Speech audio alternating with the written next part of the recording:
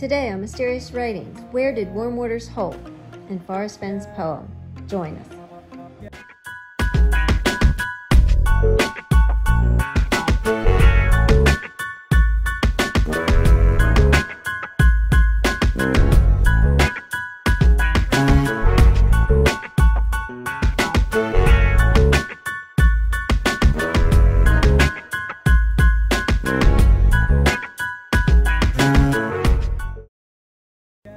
On July 22nd, Forrest announced his hidden treasure chest was found in Wyoming.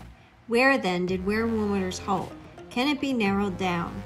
Over the years, Forrest has given a couple clues to Where Warm Waters Halt.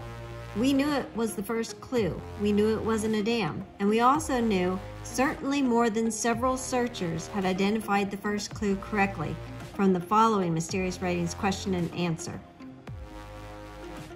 The question was, Forrest, you have stated that several searchers correctly identified the first two clues in your poem. Could you tell us how many searchers, to your knowledge, have correctly identified the first clue correctly? Thanks, $49. Forrest answers, no, 49. I cannot tell you how many searchers have identified the first clue correctly, but certainly more than several. I cannot imagine anyone finding the treasure without first identifying the starting point, although many seem to be preoccupied with later clues. To me, that's just expensive folly. Forrest. So what is the definition of more than several? It's relative to the total amount. Several is defined as more than two, but less than many. For instance, if out of 10 searchers several got lost, it would strongly suggest 4, possibly 5 got lost.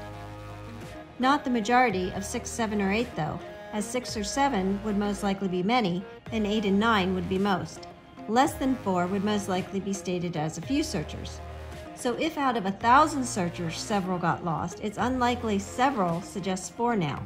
Most and many would suggest numbers over 500, not 6 to 9. And so several could suggest quite a good number in connection to 1,000 searchers. What it might exactly be is debatable, but at least 10, maybe 12. What about 15? What if there were more than 100,000 searchers, like Forrest feels there were? And what is most interesting, in the question and answer, we have Forrest saying certainly more than several. So increase whatever number you felt several could imply by certainly more than that number. In a poll I recently conducted in the Chase Legacy Facebook group, I had asked searchers, since we knew the treasure chest was found in Wyoming, what was there Where Warm Waters Halt? With knowing more than several had correctly identified Where Warm Waters Halt, can we exclude any locations where only a few searchers suggested as a Warm Waters Halt? When considering the Warm Waters Halt locations given in the poll, do we exclude the most common answer of Madison Junction because many had it and not several? Do we go with the next one on the list, since it seems more than several had thought of this, but not most? It is a play with words, but I do feel it might offer some insight. Following is a list of answers given for Where Warm Waters Halt. Surely it would seem that if more than several had correctly identified Where Warm Waters Halt, it should at least be mentioned in the following list. Can we narrow Where Warm Waters Halt down to being one of those being mentioned? What do you think?